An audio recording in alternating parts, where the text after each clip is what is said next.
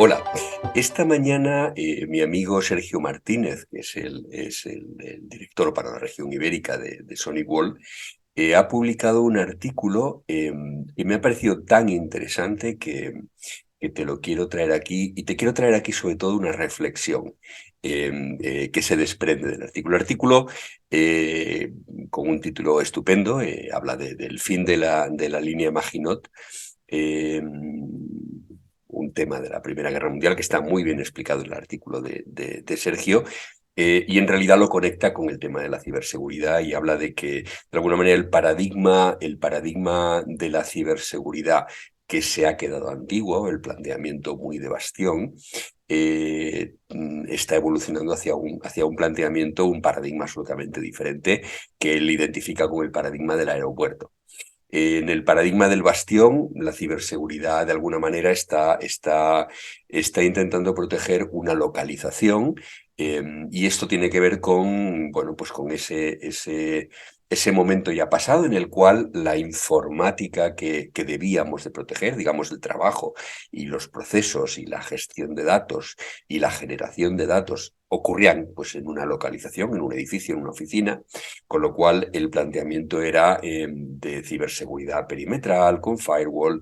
El firewall, de alguna manera, lo que Sergio lo compara es con el planteamiento de bastión de la forma de defender la Primera Guerra Mundial que tuvieron los franceses cuando crearon esa línea Maginot. Y de lo que habla Sergio es de una evidencia, y es que hemos pasado a una informática tan absolutamente distribuida, fluida y móvil, con el IoT, pero el IoT no solamente el IoT industrial o el IoT que podamos pensar de dispositivos, pues yo que sé, que controlan humedad en cosechas, sino que hablamos también de los dispositivos que tienen una IP, impresoras, cámaras de seguridad. Hablamos de gente que trabaja de una forma absolutamente híbrida desde múltiples lugares. Hablamos de accesos a Internet eh, absolutamente dúctiles, a través del móvil, a través de wifis privadas, de wifis públicas, de wifis de hoteles, de wifis de aeropuertos, de la wifi del AVE, de la Renfe, de las wifis de las oficinas, de wifis en coworkings. Hablamos de que tú ya no puedes tener un planteamiento de ciberseguridad basado, pues eso, en bastión, ¿vale? De alguna manera, lo que Sergio cuenta fantásticamente bien es cómo el paradigma anterior, en el que nos movíamos hace ya años, que era un paradigma de ciberseguridad muy de Primera Guerra Mundial, y que ya con la línea Maginot ya se vio que ya en la Primera Guerra Mundial dejó de tener sentido. Hemos pasado a un paradigma, él habla de aeropuerto, en el que hay un montón de gente que entra y sale por diferentes puntos, que es muy difícil de tener control acerca de pues, si hay algún maletín que puede ser sospechoso, etcétera. Es decir, de una ciberseguridad que ya no puede ser ni mucho menos perimetral, pero que tiene que ser muchísimo, muy diferente en lo que es el planteamiento. Él habla de capas. Bueno, no te destripo el artículo, lo puedes encontrar en LinkedIn fácilmente. Es corto, ¿vale? Podría perfectamente él haberse extendido mucho más porque tiene enjundia. Y a mí me parece magnífico, pero no solo me parece magnífico el artículo, y no solo te lo traigo aquí porque me parezca magnífico, sino porque en realidad lo que abre es un melón que es tremendamente interesante para lo que es, pues bueno, pues el tipo de cápsulas que hacemos aquí. Y es que si ha cambiado tantísimo el entorno, el paradigma, vuelvo a utilizar esta palabra, pero es que es la palabra adecuada para lo que nos ocupa, y que tiene que cambiar también la forma de diseñar la ciberseguridad.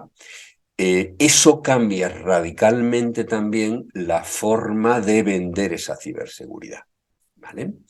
Y eso son muy buenas noticias para las personas, para las empresas que venden ciberseguridad, porque la forma en la que se vendía la cibersec anteriormente eh, al final acababa muy centrada en licencias de software y en dispositivos, ¿vale? Dispositivos más o menos sofisticados y que tenían más o menos que hacerse, pues, parametrizaciones y lo que tú quieras. Y lo puedes llamar, si quieres, de alto valor añadido, pero al final acababan siendo dispositivos, acababan siendo licencias de software. Eso es muy poco diferencial, porque hay muchas otras empresas con las que tú compites que venden exactamente lo mismo. Entonces, era más complicado el aportar una diferenciación. Y cuando tú no aportas diferenciación, acabas teniendo que pelear por precio, ¿vale?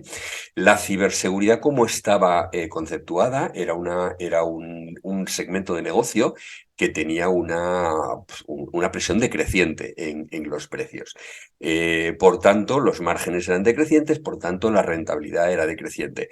Lo cual además nos dejaba un problema, y es que hay escasez de talento en ciberseguridad en el mercado. Cuesta encontrar personas que incorporar, que sepan vender y que sepan hacer consultoría y que sepan instalar sistemas de ciberseguridad avanzados, ¿vale? Hay cierta escasez y va a haber cada vez más. Con lo cual eso implica que los sueldos, pues, acaban teniendo una inflación, y los márgenes decrecientes y los sueldos, costes por tanto, inflacionados, casan muy mal. Al final acaban retando la rentabilidad. Pero el planteamiento que hace Sergio nos pone delante de una nueva realidad que me parece muy interesante, también desde el punto de vista de la venta y del negocio, y es: si la situación del cliente pasa a ser tan cambiante, tan fluida, tan dispersa, tan compleja y también tan peligrosa, porque cada vez los ataques de diferentes tipos son más comunes y tienen efectos más adversos. Eso abre un espacio magnífico para que los que venden ciberseguridad puedan hacer una venta verdaderamente consultiva.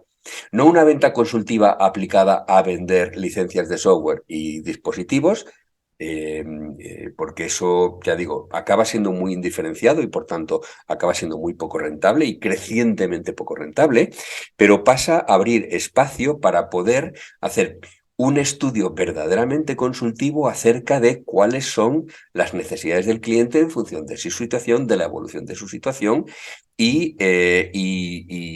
diseñando una solución verdaderamente específica, lo cual abre espacio para que como vendedor de ciberseguridad realmente seas diferencial.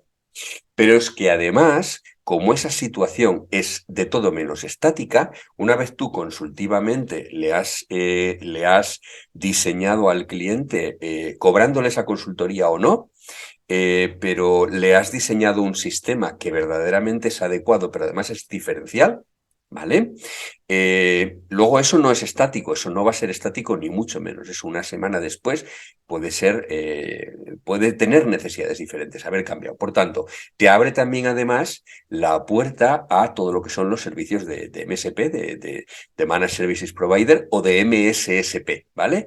De proveedor de servicios gestionados de seguridad, para darle continuidad. Entonces, estamos hablando de que las necesidades del cliente por el entorno de ciberseguridad han cambiado totalmente, como explica el artículo de Sergio, lo cual significa que la forma de vender y lo que se vendía antes ya no sirve, y que si sabes tener la aproximación adecuada a cómo vender esto, el cliente va a estar muchísimo mejor protegido, lo cual es mayor valor para el cliente, y tu negocio va a ser más diferencial y más fidelizador, lo cual implica mayor rentabilidad a corto plazo, porque la operación va a tener menor presión en el precio, pero además también, al ser más fidelizador, implica mayor valor de ciclo de vida del cliente, VC al cuadrado, ¿vale? Durante más tiempo, lo cual genera mayor rentabilidad acumulada. Así que esto, como base conceptual de este gran cambio de pasar de una Primera Guerra Mundial a una Tercera Guerra Mundial, y una nueva necesaria aproximación a cómo se diseña la ciberseguridad,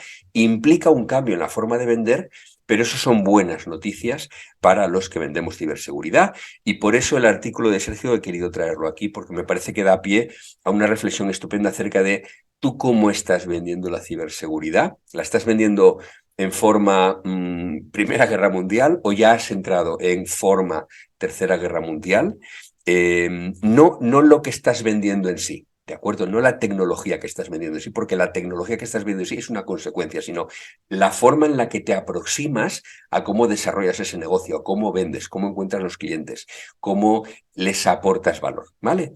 Y la tecnología que vendas es una consecuencia de eso. Esa reflexión la quería traer aquí porque me parece tremendamente valiosa y ha dado pie el artículo que he leído esta mañana y te quería dejar esta consecuencia aquí. Nos vemos en la próxima cápsula.